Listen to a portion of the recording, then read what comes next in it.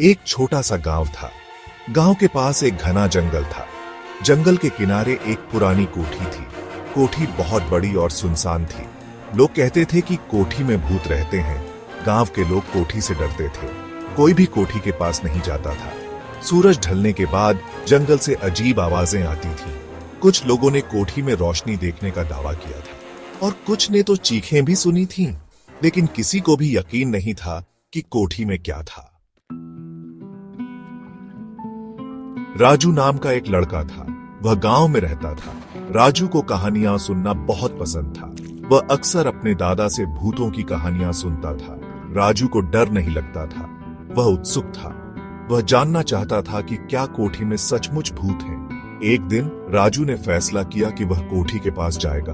वह अपने दोस्तों को भी साथ ले जाना चाहता था, लेकिन उसके दोस्त डर गए।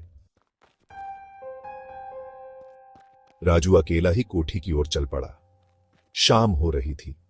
जंगल में अंधेरा छा रहा था। हवा तेज चल रही थी। पेड़ हिल रहे थे। राजू को अजीब सा लगा, लेकिन वह आगे बढ़ता रहा। वह कोठी के करीब पहुंच गया।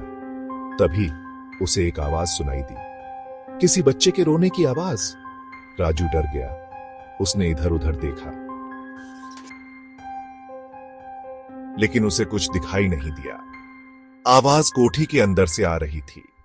राजू ने हिम्मत करके कोठी का दरवाजा खोला और अंदर चला गया। अंदर बहुत अंधेरा था।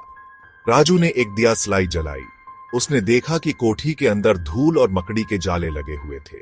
फर्श पर खून के धब्बे थे। अचानक राजू ने फिर से बच्चे के रोने की आवाज सुनी। इस बार आवाज उसके बिल्कुल पास थी। राजू ने पीछे मुड़कर देखा। एक बच्चा खड़ा था। उसका चेहरा विकृत था। उसकी आंखें लाल थीं। बच्चे ने राजू की तरफ हाथ बढ़ाया। राजू! राजू की आंखें खुल गईं। वह अपने बिस्तर पर लेटा हुआ था। उसके माता पिता उसके पास खड़े थे। क्या हुआ बेटा? उसकी मां ने पूछा। एक बुरा सपना, राजू ने कहा। वह बहुत डर गया था, लेकिन उसे राहत मिली कि यह सिर्फ एक सपना था। राजू ने फैसला किया कि वह अब कभी कोठी के पास नहीं जाएगा।